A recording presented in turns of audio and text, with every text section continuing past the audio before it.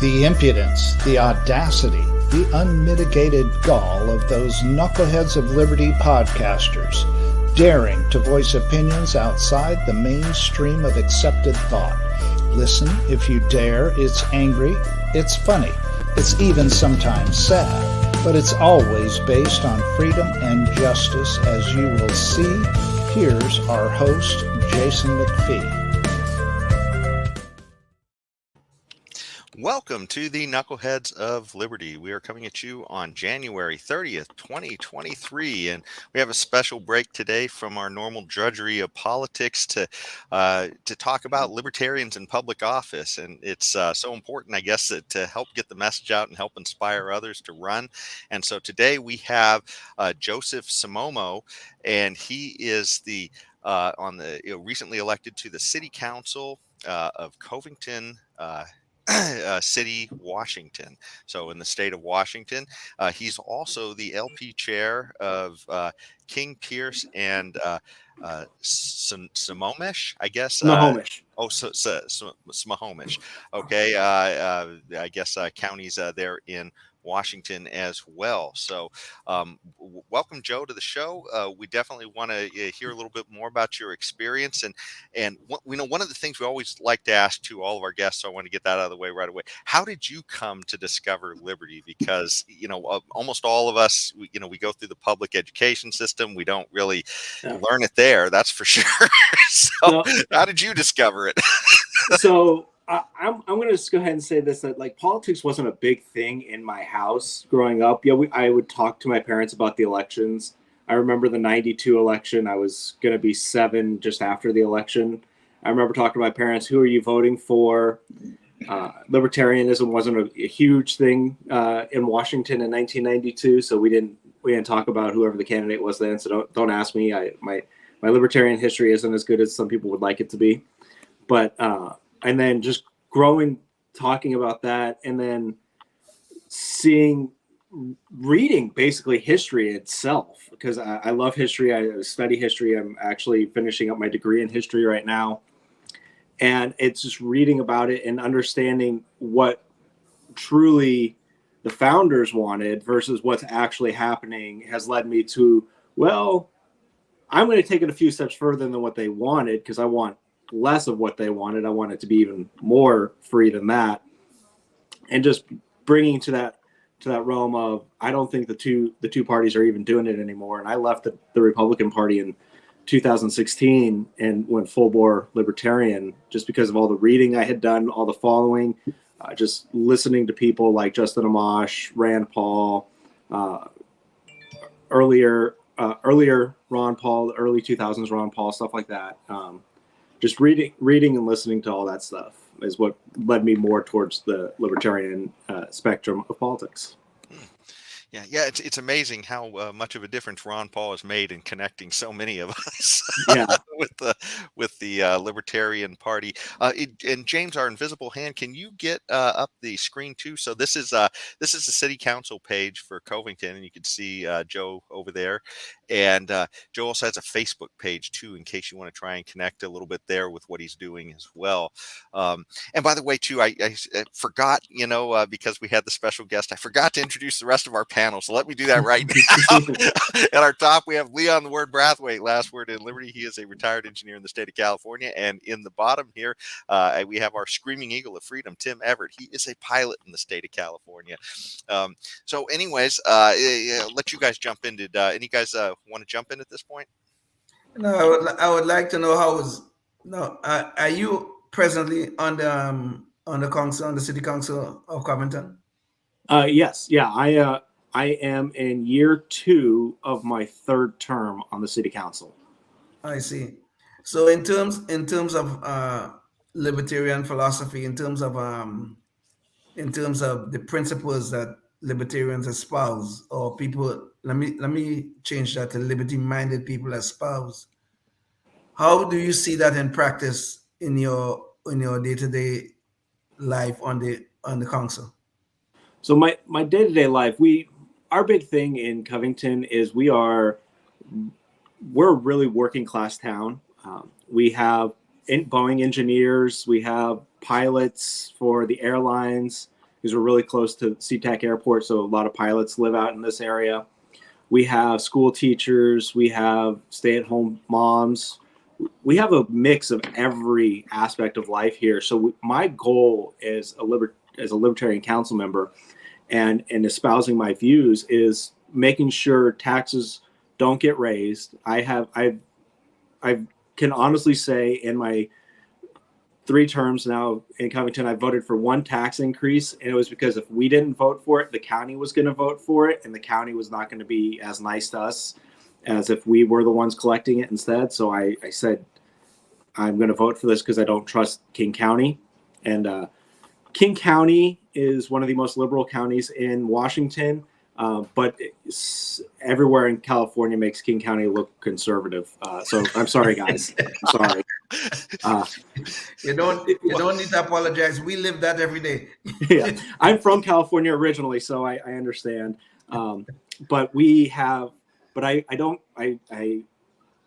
understand what we need to do, where we need to go. But my philosophy always is I want the people of Covington to be able to speak for themselves and be able to do what they want to, and understanding that they choose to live in Covington for reasons, and those reasons are we have low taxes, low crime, and we are making the city better for them in all aspects. But we're always being responsible to the people and listening to them and hearing them out. And that's where I go. Are you the only Libertarian on the council? Yes, I am. Okay. Well, that's interesting in the fact that you brought up the comparison to California. So Cato has this really nice chart that compares the different states of how they're doing with liberty. So just to give a sense of where people are getting elected to as libertarians, it's kind of nice. And Washington doesn't compare well, to the rest of them. It's 39 out of 50 according to Cato, but much better than California at 48 out of 50. So you're looking great up there. By comparison. And it's cool. They give these different metrics for comparing the different ways that you can dive in a little bit, disaggregate that. And but anyways, I thought it was kind of a nice thing to be able to show the audience, kind of how things are going. Do you find that your job as a libertarian in office is to sort of educate other politicians as well? I mean, do you find yourself doing that a lot? I find myself, we discuss a lot. So as much as people like to say that elected officials don't get along with each other, we're always at each other's throats. The nice thing about the city of Covington is that we're all very amicable. We're all mostly friends. We all have, a lot of us have kids in the school system still. So we're always talking with each other about the schools, about their sports and all that stuff. So when it comes to educating about things, we have those conversations that we want people to have when it comes to politics of, well, this is why I don't want us to raise taxes. This is why I think we need to be doing this. And we give our reasons, and I feel like it is an education process. And when I discuss why I feel this way, but it's also a way for us to understand where each other are coming from. I can honestly say I have won over a couple people on a few votes we've done over the years, but it's still one of those that we all have our where we're at and where we will be comfortable with, and then what we hope to achieve. And my hope to achieve is to get the other 6 members to all come from wherever they are on the spectrum to the libertarian philosophy. And if I can win them over on one vote, I consider it a success. And I've gotten them a few times, but. Is school choice an issue that you guys face in Covington or in King County in general? It's an issue in Washington State. Because there's school choice campaigns in King County because King County is the most populated county in Washington. If only the citizens of Seattle voted, it would equal out to roughly it's almost 1 million people in just Seattle. So comparison to cities in California, it's not that big. But if only Seattle voted, we would never have school choice and we'd have taxes through the roof. But when the rest of the state votes and then King County votes, King County sways the rest of the state. So it is we do have a lot of advocacy for school choice in Washington and King County in specifically, but it's one of those, it's not gaining the momentum because in Washington, one of the largest donators to our state representatives is the Washington Education Association. So we always find them wherever we go. We always find them, the teachers unions. We know. We always do. Well, one of the big issues a few years back, we had a decision. There was a lawsuit, and it was because saying that the way school bonds were done was not working for the smaller school districts, and it was better for the bigger school districts. And the state, the WEA, wound up giving donations to the state Supreme Court, who was deciding the cases too. And I was like, that's not right, in my opinion. So when it comes to school choice, we definitely need more school choice, but along with that, we need campaign finance reform in Washington, because I don't think the WEA should have been giving to Supreme Court justices for their reelection campaign when they had a school choice thing basically before them. So, oh yes, yeah, a little conflict of interest. Yeah, a large conflict of interest, in my opinion. to say the least. To say the least, yes.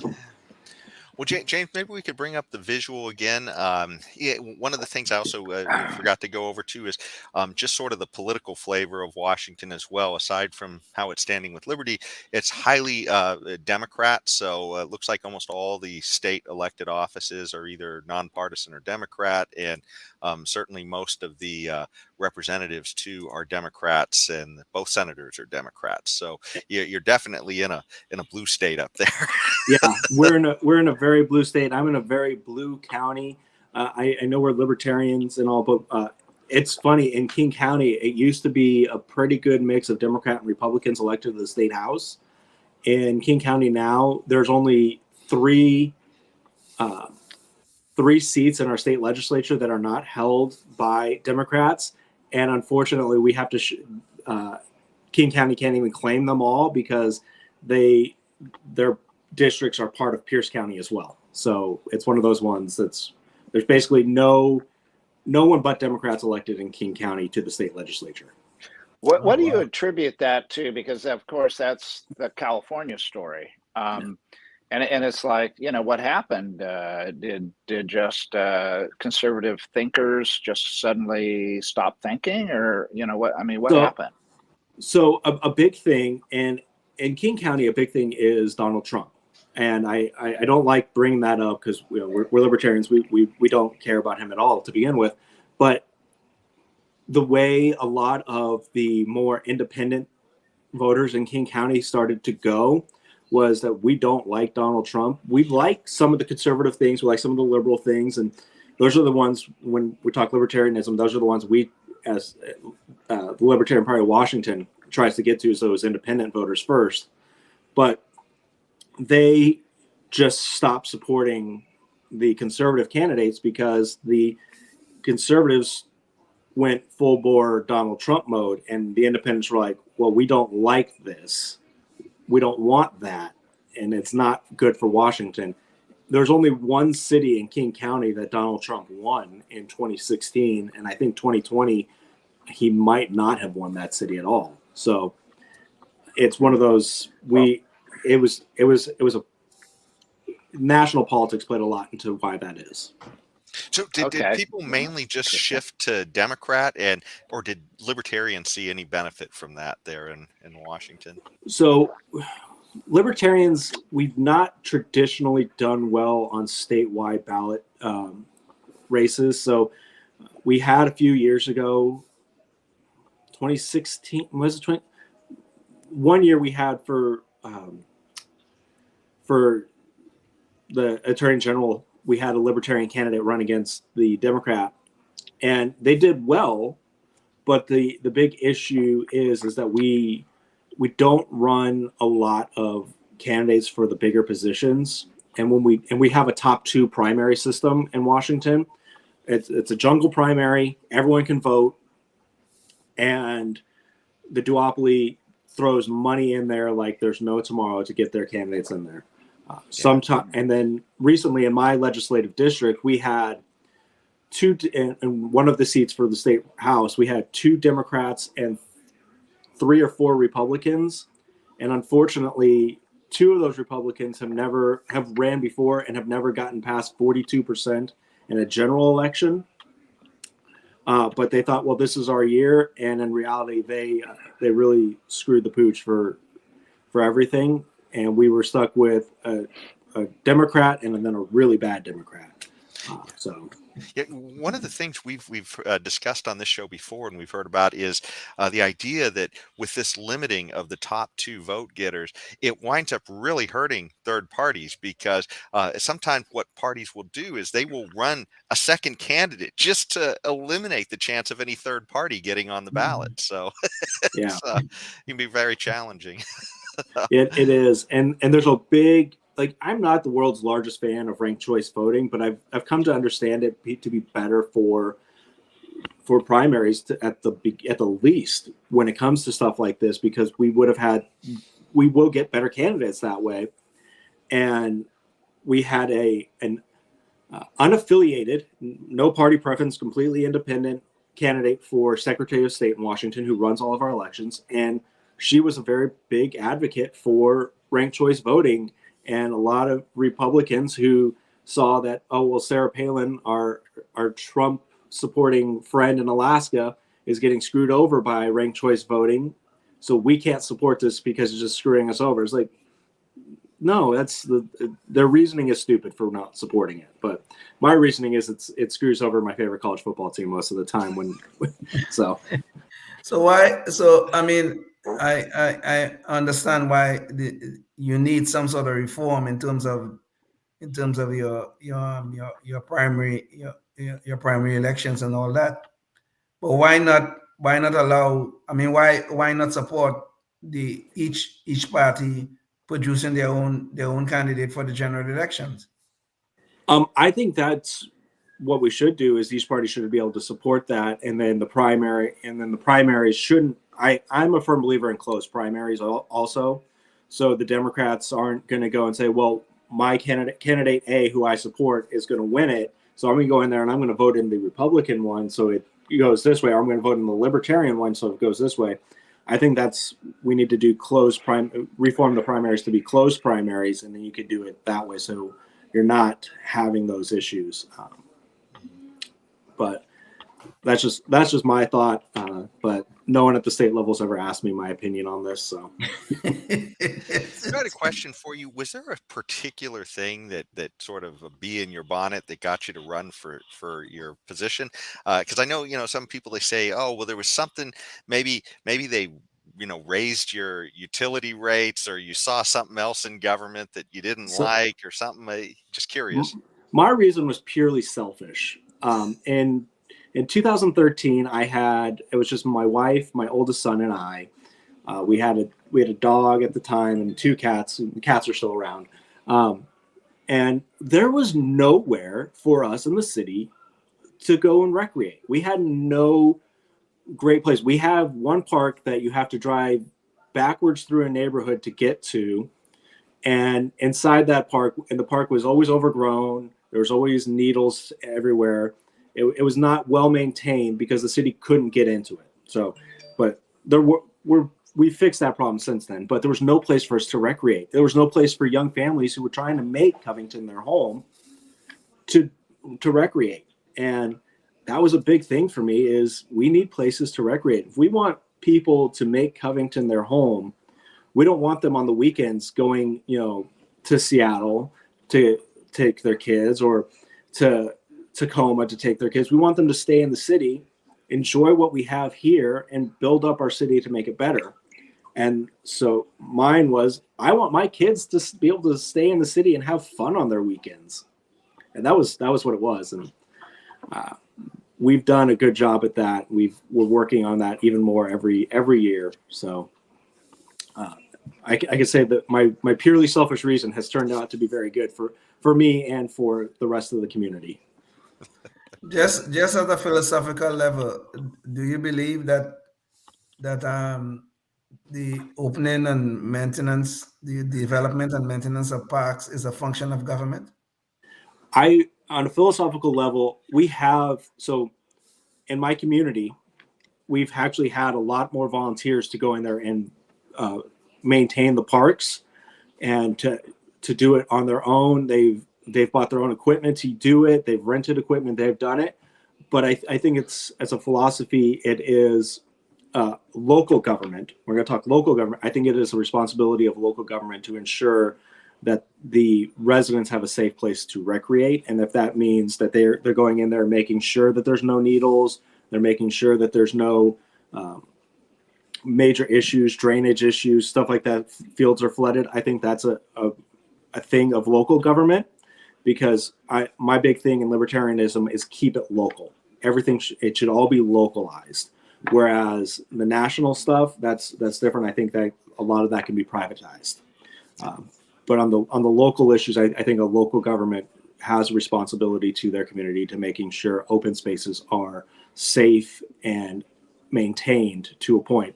But the more people who want to volunteer to do that cleanup, the better. And I'm a firm believer that local volunteerism in action is one of the best ways we can make local areas better. And the more people who want to help maintain those open spaces means that we don't have to use as many resources in the city to do it. Yeah, certainly the more local, the better in all government, because it means you've got better access to those people who represent you, and certainly it's more. I guess you can hold them to account much better than you can at the federal level. Exactly. Hey, I had a question for you. What are some of the challenges you've faced since going into office, especially as a libertarian? Have you seen certain things, or just like I think movable object? I think the biggest issue here in Washington is not people in general. It's all of the mandates that are coming down from our state government, all of the mandates coming down from the county telling us how we have to do things. And they're always unfunded, of course. They're always like, well, you have to do this. It's going to cost you $10 million, and we're not giving you a dime to do it. So it's one of those, I'm a firm believer. I'm firmly against those mandates, and that's been the rock and the hard place for us, is we have to do this in order to do exactly what we've been trying to do, but we're not getting any help to do it. And I have a perfect example. We have been trying to fix a portion of road for over a decade, but because it goes over a stream that on occasions has salmon run through it, we had to get permits and reporting from the state, and permits and reporting from the Army Corps of Engineers. The Army Corps of Engineers took 3 years to look at our stuff, so much so that we had to go back and get new permits from the state. And it's like, we've been trying to do this, and we're finally at the place where we're able to fix it. And it's still, I'm sure the Army Corps of Engineers is going to come back and tell us we did it wrong.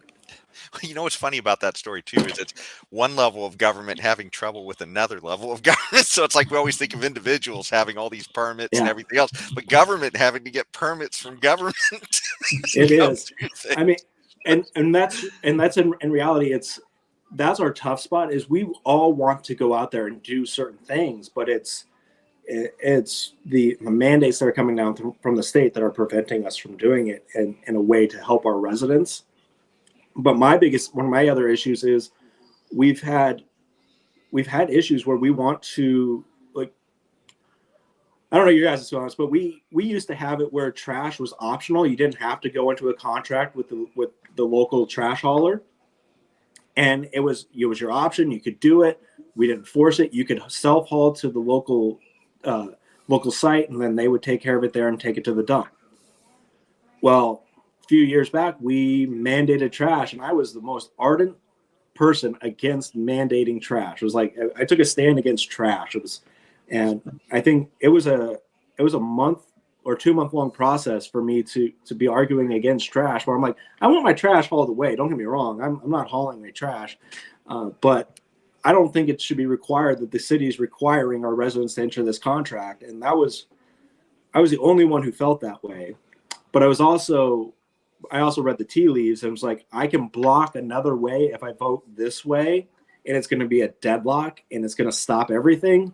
And so I was like, okay, I'm going to vote against my conscience, but I'm going to deadlock everything if I do it this way. And so, I became the hard place at one point. So which raises a very interesting point. I mean, I think politics is the art of compromise. So how much of your principles do you have to compromise to get things done as a member of the city council? In all honesty, when it comes to compromise, there's a council member in a city about 45 minutes away from me. And he has said it this way: it's the compromise I make is not to pass bad bills or pass bad legislation. It's to pass legislation that's less bad. So my compromise is trying to make it, if it's a bad piece of legislation, in my opinion, to make it less bad and more good for the people that it's going to affect. So I don't see it more as a compromise. I see it more as a negotiation to make things better off of the bad. So if I say that, and I maybe have to do that 10 to 15% of the time. Joe, we're starting to get close to the end of the show, and there was a couple questions I wanted to ask you, and I'll just throw them both out there, and you answer whichever one you would prefer. But one is, for anybody who's watching and they want to get involved, I guess, what was the electoral process like for you? Was it very challenging, and did you get help from the Libertarian Party? The other thought is, do you have any final thoughts as well that you'd like to share? So I'll let you take that however you want to handle it. So to answer the first one, if you want to run, research what you want to run.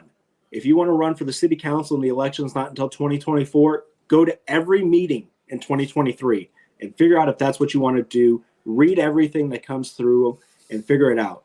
Go to your county elections page, find out what you need to do, find out how much money you may need to raise. When I ran, I got help from the Libertarians. I got walking lists. They helped me raise some money. None of them came out to pound signs for me, so I'm still angry at that one. But there's that. And then, what was the other question? Sorry. Well, are there any last thoughts you'd like to share with the audience too, as far as just anybody who's listening to you that you'd want to leave something with them? Remember, liberty dies at the sound of applause. Pretty much that line from Star Wars. Be active. Be as active as you can be. Even if you're not running for something, be a voice for change. Every city council in Washington, at least, I don't know what California's rules are, you have time for public comment. Give your comment, give what you're thinking, but be polite about it. Awesome. Well, thanks so much, Joe. And James, maybe as we go out, you could share his page again, just so people can see it. You can find him on his Facebook page at Councilmember Joseph Cimaomo Jr., and you can check him out. And thanks so much for joining us today, Joe. And thank you to our audience for joining us. And until the next one, stay free. Yes, indeed. Life, liberty, and the pursuit of happiness, always and forever. Thank you for listening to the Knuckleheads of Liberty podcast. Find us on Facebook, Rumble, YouTube, your favorite podcast network, and at knuckleheadsofliberty.com.